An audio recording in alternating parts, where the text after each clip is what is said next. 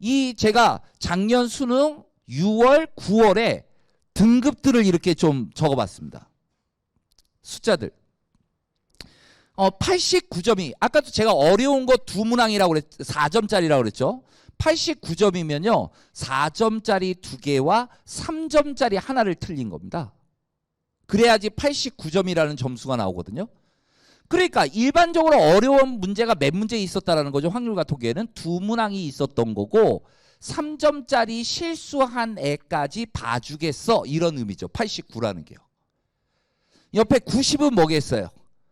4점짜리 두 개 틀리고 2점짜리를 하나 틀렸죠. 3점짜리 거기까지 가지 못해 2점짜리 1번, 2번, 그 다음 23번을 틀린 학생 중에 딱 커트라인이 거기가 4%대가 형성되는 거라고요.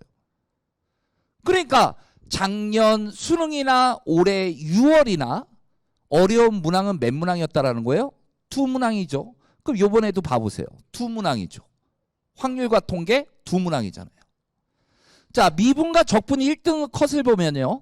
85점이요.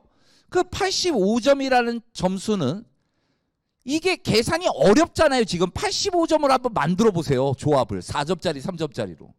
그럼 4점짜리 두 개에 3점짜리 두 개라고요. 그죠?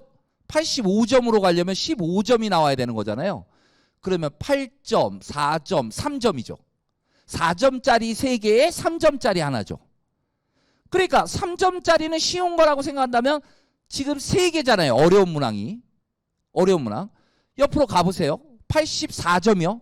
어려운 문항이 4문항이었다는 뜻이죠. 그 다음 요번에 88점 어려운 문항이 3문항이었다는 거죠. 차이가 없잖아요. 근데 아까도 제가 말씀드렸던 것 중에 문제의 난이도는 거기에 시험지에 변별력을 갖춘 문제는 4-5 문항이 동일하게 배치가 돼 있었는데 작년 수능과 올해 6월과 9월의 차이는 그게 객관식으로 살짝 다 넘겨놨다는 거죠. 그러니까 점수는 좀 올라갔죠. 하지만 수학의 내용이 바뀐 건 아니다. 라는 점이에요. 옆에도 보면 88점 어려운 거 3문항이라는 거죠.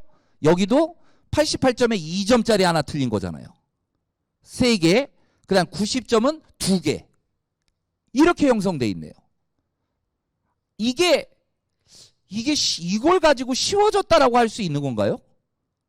아니 쉬워졌다라는 건 예를 들어서 6월 달이 근래 시험 중에 표준 점수가 가장 높게 나온 게 올해 6월 달 시험이었어요. 그리고 최고 점수 표준 점수에서는 그 6월 달보다는 분명히 떨어지고는 있어요. 그런데 만점자의 최고 점수는 100점 맞은 애잖아요. 걔네들은 평균에 따라 달라지는 거예요. 요번에 평균이 올라갔어요. 그럼 표준 점수 100점 맞은 애 떨어져요. 그런 거예요.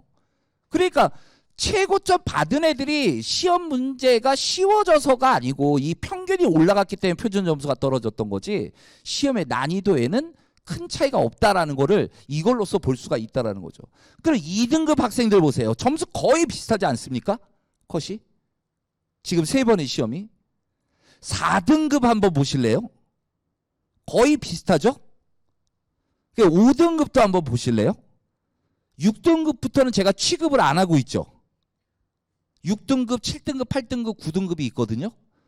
걔들은 수학을 공부를 안 하는 애들이에요. 저는 5등급도 지워버리고 싶어요. 왜 그러냐면요. 이 5등급이요. 2점짜리와 3점짜리만 다 맞추잖아요. 그러면 48점이 나와요. 그러니까 2점짜리, 3점짜리에서도 틀리는 거예요. 그럼 수학을 뭘 공부하고 있는 거냐 이거죠.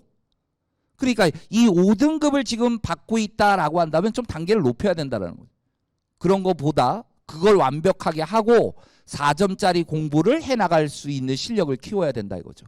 처음부터 여기 있는 친구가 최고 난도의 문제를 연습할 이유가 없다라는 거잖아요. 단계 밟아 나가야 되는 거 아닐까요?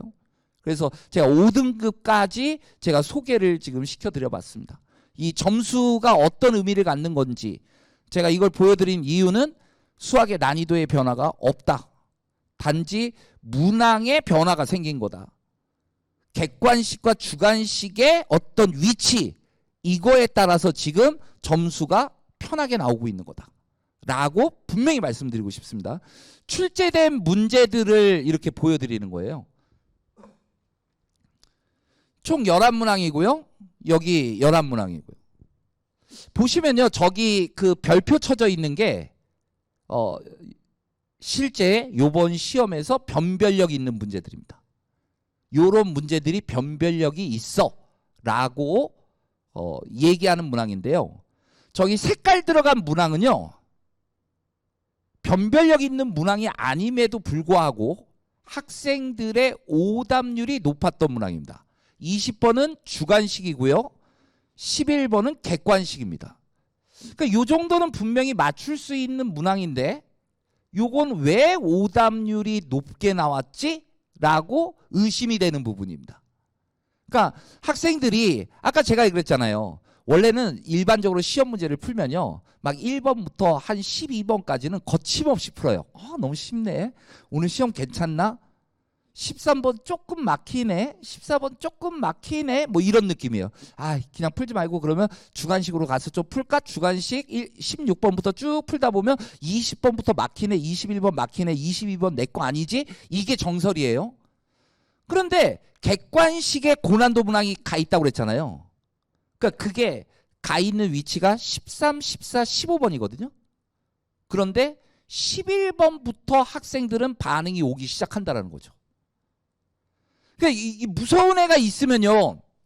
예를 들어서 정말 무서운 사람이 있어요. 그리고 그 옆에 딱 가야지. 아이고 무서워 이러니까 멀리 있어도 조금 떨어져 있어도 무서움이 느껴지잖아요. 그 아우라라는 게 느껴지잖아요. 막 문제도 그래요. 학생들이 그걸 느끼는 게 아닌가라는 생각이 들어요. 겁먹은 거 아닌가. 야 이제 시험지를 딱 넘기면서 11번이 딱 마침 이렇게 페이지를 넘겼을 때 가장 왼쪽에 있는 거예요. 지금 거기서부터 학생들은 겁먹기 시작한 거 아닌가? 그 작용 때문이 아닐까라는 생각. 심리적인 작용. 문항 자체가 어려운 건 아닙니다. 정답률 예측 정답률 50% 이상 문제입니다. 이거. 예.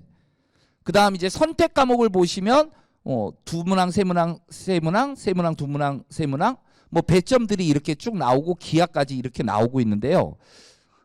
제가 이걸 보여드리는 것 중에 학생들이 수학 과목을 공부하면서 어떤 방식을 택하냐면요. 잘하고 못하는 단원이 있는 거예요. 예를 들어서 수학 2는 잘해요 애가. 근데 수학 1을 못하네요. 그래도 성적이 좋게 나오지 않는다는 거예요. 그러니까 참 희한하죠. 모든 과목 모든 단원을 잘해야 되는 거예요. 어느 한 단원을 망쳤다고 생각을 해보세요. 가령 예를 들자면 저 수학 2의 1단원 함수의 극한과 연속은 두 문항 나오기 시작한 지가 한 3년 됐습니다. 이제 많이 나와야 세 문항이고요. 그냥 보통 두 문항입니다. 그리고 공부할 때요. 한 학교에서도 2주면 진도가 끝나는 파트예요. 그 정도로 간단합니다. 내일 게 없다라는 얘기예요. 하지만 가장 어려운 문제, 변별력 높은 문제 하나가 들어가 있죠. 배우는 거 쉽게 배웠는데 문제는 아주 어려운 문제, 조금 어려운 문제, 그걸 15번에서 질문하고 있다는 거예요. 그래서 두 문항이긴 하지만 단원별로 어느 단원 하나 소홀히 하면 안 된다.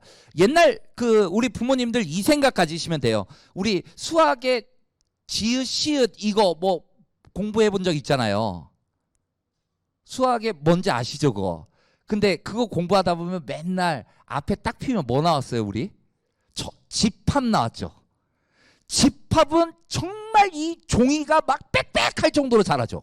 근데 뒤로 가면 갈수록 어떻게 되죠? 잘 안 하죠. 언제 이 책을 샀지? 뭐 이러죠. 다시 공부해야지. 그러면 또 처음부터 폈잖아요 우리. 그래서 또 집합만 하고 끝내고. 늘 그래왔죠. 근데 애들도 그래요. 요즘 학생들도 1단원의 집중력은 좋아요. 2단원 괜찮아요. 3단원 흐려져요. 여기도 마찬가지예요. 1, 2단원 미분까지는 괜찮아요. 적분 쉽거든요. 그런데 학생들이 어려워해요. 미분만큼 투자 안 해요. 근데 모든 단원이 그래요. 학생들이 확률까지는 잘 와요. 통계에서 의미 파악을 못 해버려요. 미분, 적분법도 마찬가지고요. 기하도 공간도형과 공간좌표에서 흔들려 버리고요. 실제 학생들이 공간 벡터를 너무 어려워하니까 모든 수학 교과는요 3개 단원으로 구성시킵니다. 근데 기하는요 진로 과목이고요. 나머지는 일반 과목이고요. 영어는 2.5 단원입니다. 그래서 너 그 선택 과목 미적분은 시간이 오래 걸리는 과목이야. 금방 끝낼 수 있는 과목이 기하야. 이거 2.5 단원밖에 안 되는 거거든. 너 기하 선택해. 낚이지 마세요. 기하라는 건 도형이죠. 도형은 감각이 필요해요. 그러니까 잘하는 애들이 기하로 들어오는 거지, 도형에 취약한 학생들이 기하를 선택했다, 학습량 적을 것 같아서 선택했다, 정말 망합니다. 조심하셔야 됩니다.